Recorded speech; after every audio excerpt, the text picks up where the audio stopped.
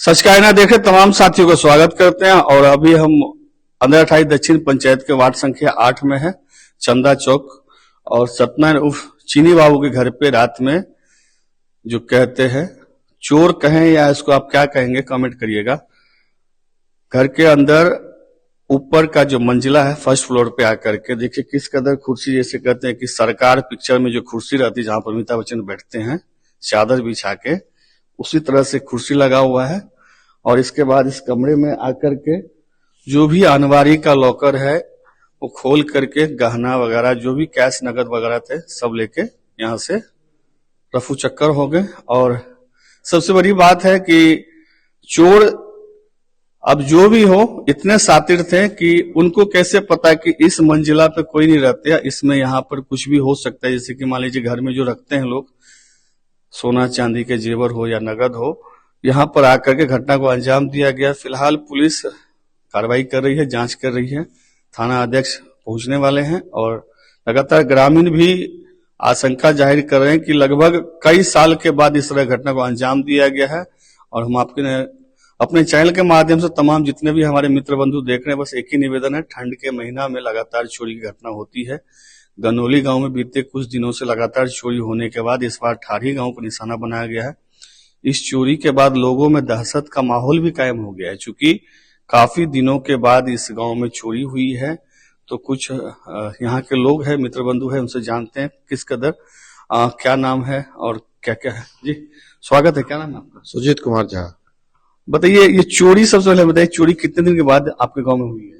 ये लगभग 8 साल बाद यहाँ पे चोरी हुई है, इससे पहले होती नहीं थी ऐसे। तो क्या लग रहा है इस चोरी को देख के, क्या लग रहा है कि ये चोर वास्तव में होंगे या कोई गांव घर का जो कहते हैं असामाजिक तत्व पूरी तरह से निरीक्षण करने के बाद घटना को अंजाम दिया गया है? अब ये चोर कौन है ये तो पुलिस बताएंगे। ऐसे इन लोग रहते हैं नीचे और चोरी हुई है ऊपर, यहाँ कोई रहता नहीं था। तो ऐसा सब अनुमान लगा रहे हैं, कोई हित परिचित या कोई जानकारी होगा वो ऐसा क्या होगा। क्या कहते हैं जो खास करके शांति वातावरण वाला एरिया है, और आप देखते हैं प्राचीन दुर्गा स्थान में भी लगातार भागवत कथा का आयोजन हो रहा है और लोग शाम को लगभग देर रात तक पूजा पाठ करने के बाद घर जाते हैं। अचानक ये चोरी होने से कैसा माहौल है गांव घर का? गांव में तो काफी तनावपूर्ण अभी सब भयभीत माहौल हो गया है। और लगभग अभी जैसे यहाँ दुर्गा स्थान में कथा चल रहा है तो लगभग 12-11 बजे तो सब जगह ही रहते हैं।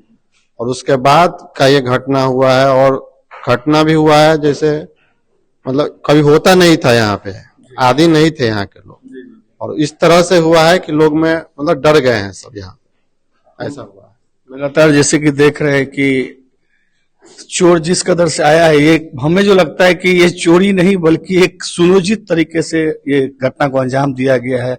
काफी स्रोत करने के बाद सेकेंड फ्लोर पे आया है, जबकि नीचे ग्राउंड फ्लोर पर भाड़ेदार भी रहते हैं। उसके बावजूद चोरी घटना को अंजाम देना कहीं ना कहीं क्या दर्शाता है?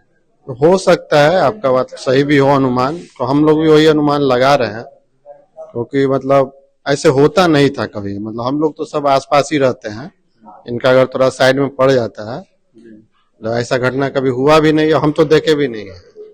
बहुत बहुत धन्यवाद।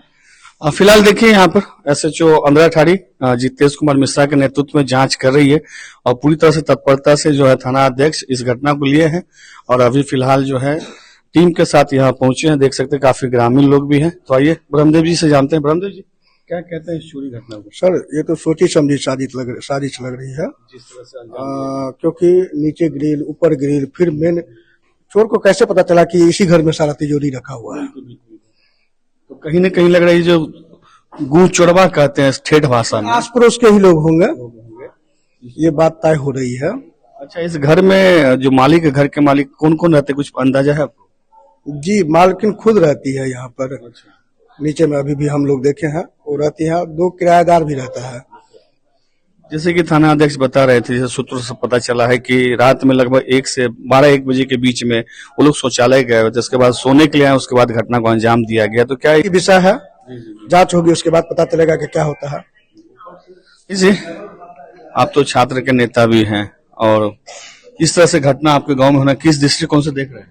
हमारा गांव बहुत शांत था। पिछले एक बार लगातार 5-6 घर में पिछले 6-7 साल पहले चोरी हुई थी। उसके बाद हम लोग बहुत शांत से रह रहे थे। पता नहीं ये कौन बुरे लोग हैं जिनकी नजर हमारे गांव को लगी है। अचानक सुबह में जब उठे तो कॉल आया कि भैया आइए, यहाँ चोरी हो गई है, जल्दी आइए। हम लोग पहुंचे तो देखे सारी स्थिति। और सबसे बड़ी बात है कि अब जो इस यहाँ के स्वामी हैं वो तो खुद बुजुर्ग हैं।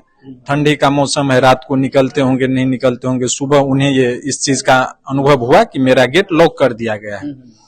तो एक बात तय है कि इतने अंदर में आकर उसी रूम में डाका डालना जिस रूम में सामान रखा हुआ है, इससे एक बात साफ होती दिख रही है कि जो भी हैं कोई जान पहचान वाले हैं।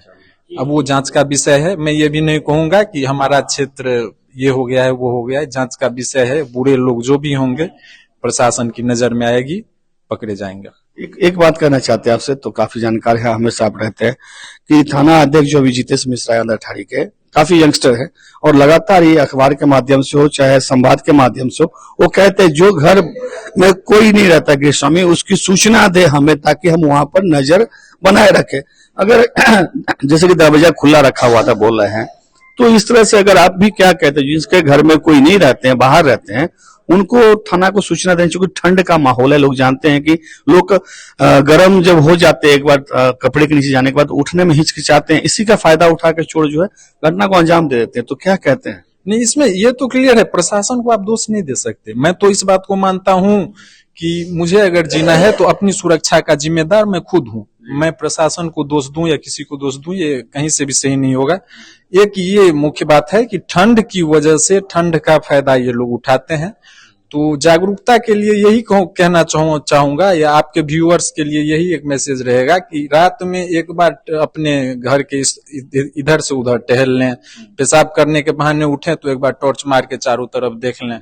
प्रशासन ही हमारा ये करे हर हमेशा। ये भी और ये भी मनीष जी संभव नहीं है कि हर घर में प्रशासन सुरक्षा मुहैया संभव नहीं है। हर घर में संभव नहीं है। उसमें जैसे ये एक बड़ा मकान है तो अब यहाँ एक प्रोविजन किया जा सकता है कि 2-4 सीसीटीवी कैमरा लगा दिया जाए। या जिनका छोटा मकान है, कितना देर लगता है पेशाब करने, उठेंगे 2 मिनट में चारों तरफ नजर दे देंगे।